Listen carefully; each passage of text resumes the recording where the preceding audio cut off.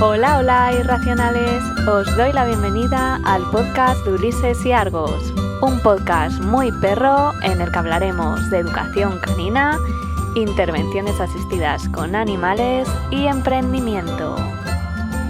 Mi nombre es Noemí Aro y me defino como facilitadora de sueños y creadora de cursos del mundo animal.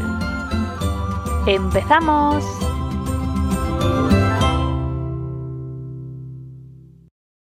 Hola, hola irracionales, ¿cómo estáis? Aquí tenemos un episodio más de esta tercera edición del podcast de Ulises y Argos y hoy os traigo un tema que me habéis pedido bastante en redes y son los PRS, problemas relacionados con la separación en perros, que seguramente os suene más por la temida ansiedad por separación. Los PRS es la nueva terminología que se le ha dado a la ansiedad por separación, ya que por fin se ha demostrado que el sistema emocional del perro influye muchísimo a la hora de producirse este tipo de problemas y por lo tanto es necesario que lo tengamos en cuenta en el tratamiento que apliquemos. Es la ansiedad por separación, que voy a decir ansiedad a lo largo del podcast, más que nada porque me imagino que lo tendréis más presente que si hablo continuamente de PRS o problemas relacionados con la separación. Pero bueno, tener en cuenta que el cambio de concepto también es importante, porque bueno, la ansiedad por separación es algo muy habitual en perros y yo creo que ya era hora de que se tuviera en cuenta a nivel general su sistema emocional. Así que también quiero decir que, bueno, aunque ya lo he dicho en varias ocasiones, hay muchos perros diagnosticados de ansiedad por separación, pero por suerte no son tantos como los que se dice.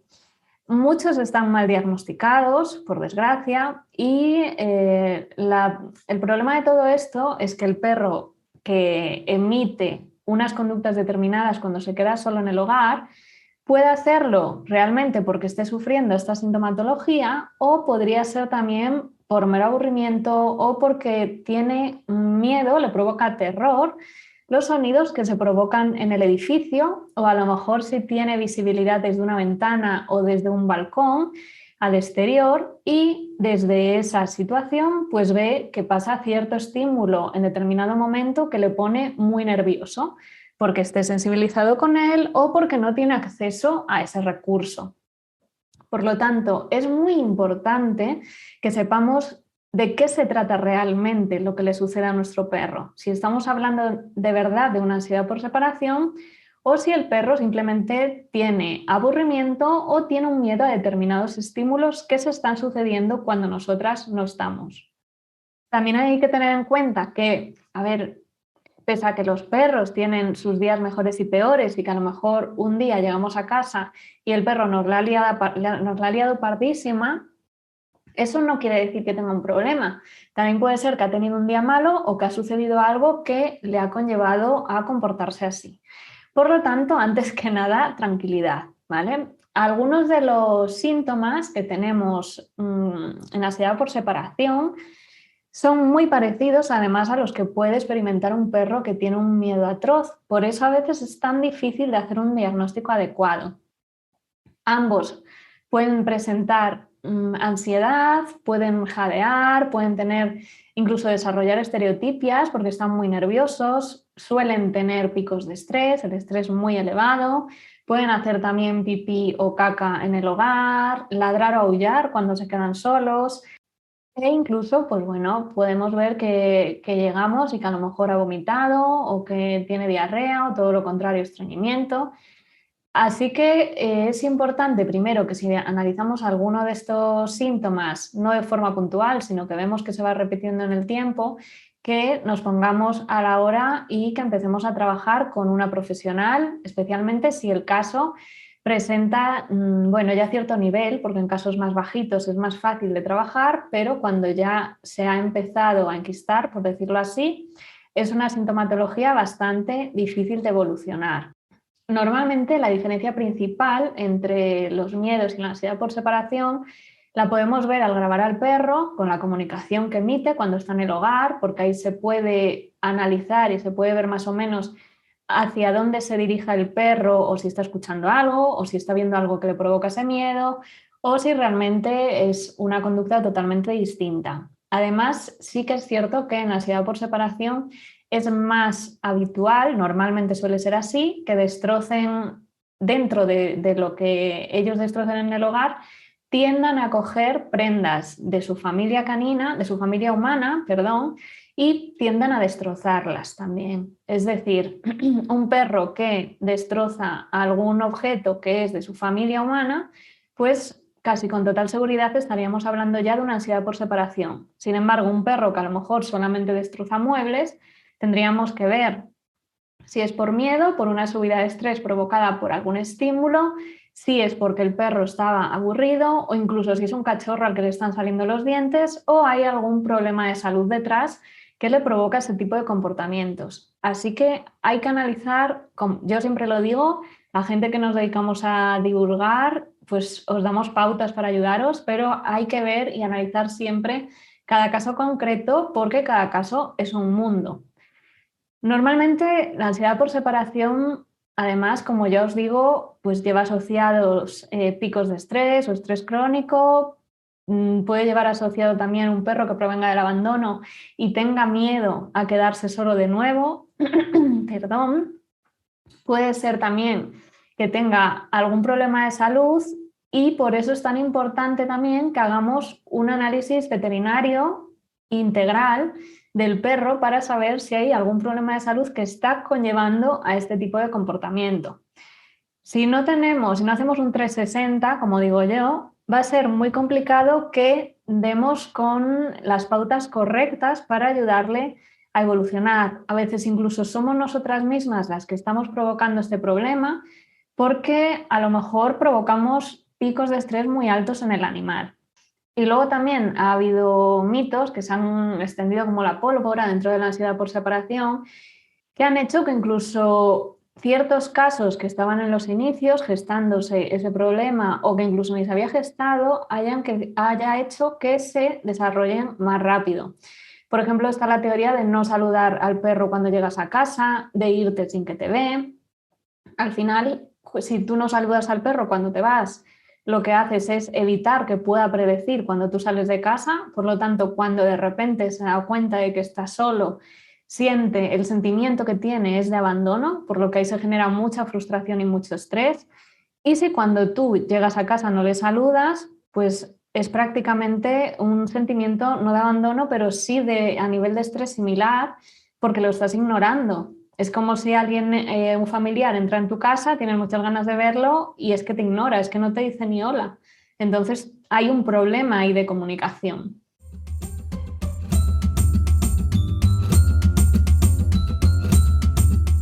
Estás escuchando el podcast de Ulises y Argos. Pásate por www.ulisesyargos.es y descubre lo que tiene el territorio irracional para ti.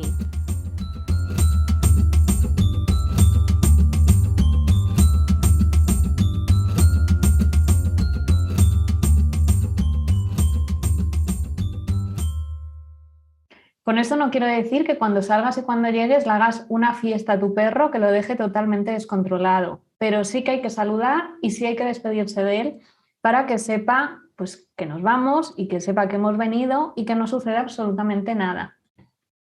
Además, otras cosas que influyen dentro de este problema, y por eso digo que es tan importante hacer un programa de 360 grados integral, es que si es un perro al que le solemos castigar, le solemos regañar, si estamos todo el día con el no en la boca, eso va a hacer que esté más frustrado, que esté más nervioso, que esté más desconfiado, que no tenga tanta individualidad, porque al final con todas estas cositas pierden la confianza en sí mismos, se rompe también ese vínculo que tienen con nosotras y todo eso va a hacer que el perro tenga más estrés y por lo tanto es una piedra más que sumamos a esa mochila de la ansiedad por separación y que va a hacer que el programa pues, no funcione y que incluso consigamos el efecto contrario.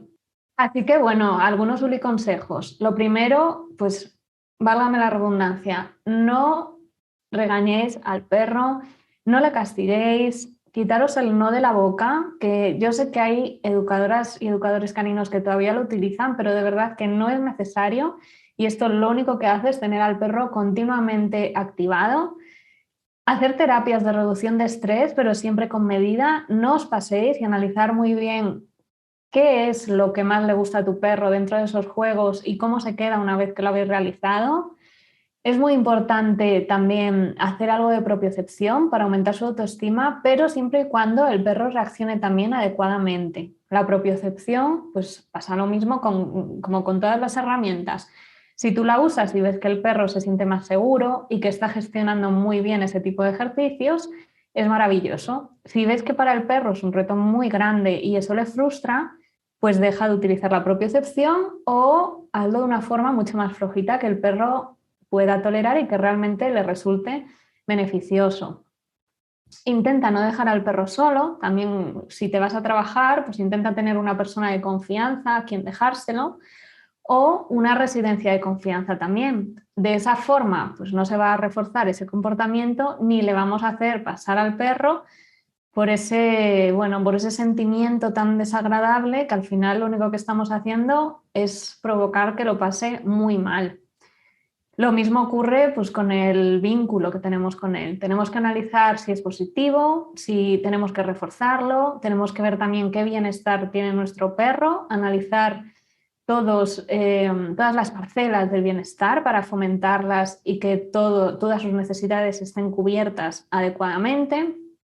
Y también podemos utilizar pues, terapias naturales, como ahora, por ejemplo, las flores de Bach, que yo me estoy formando con Merced de Vida Natural Animal, y al final, pues bueno, todo ayuda. Lo mismo con la nutrición. Un perro que come bien y que tiene una nutrición adecuada, por decirlo así, a sus necesidades, va a tener unos niveles hormonales mucho más equilibrados que le van a permitir avanzar mucho mejor en el tratamiento. Luego, importante también conocer la comunicación no solo de los perros, sino también de nuestro perro y tener una comunicación sana con él. Esto es súper importante porque es lo que ya os comentaba. Necesitamos un programa 360 que nos permita trabajar en varios campos para avanzar. Y luego, otra cosilla que una forma de la que trabajaba yo y se sigue trabajando en educación canina yo ya no la utilizo porque sí que es verdad, yo siempre lo digo, en la educación canina amable, nuestro deber y nuestra obligación es desarrollarnos cada día, formarnos continuamente, seguir intentando encontrar una forma de trabajo cada vez más amable. Pero bueno, os voy a comentar cómo se suele trabajar en educación canina, que ya os digo que yo ya no lo utilizo, y es desfragmentar en varios pasos la salida de casa que hemos creado. Es decir, si cuando salimos de casa, siempre que vamos a coger las llaves, notamos que el perro está activado y después de coger las llaves ya nos ponemos el abrigo y cogemos el bolso, pues yo empezaré a cambiar esa rutina, a romperla, por decirlo así. Entonces, antes de coger las llaves, en el paso anterior, que puede ser ponerme los zapatos, yo lo que haré es proponerle al perro un circuito de enriquecimiento y haré la salida de otra forma, para que él no tenga toda esa predecibilidad asociada a nuestra salida del hogar. Pero ¿qué pasa con esto? Que, como os digo, está dentro de la educación canina en positivo, que si yo lo que quiero es que el perro sepa también cuándo me voy, porque si no al final le voy a generar frustración, lo que estoy haciendo con esto también es romperle un poco nuestra rutina y dejarlo un poco desconcertado. Por lo tanto, ¿por qué opción he optado yo?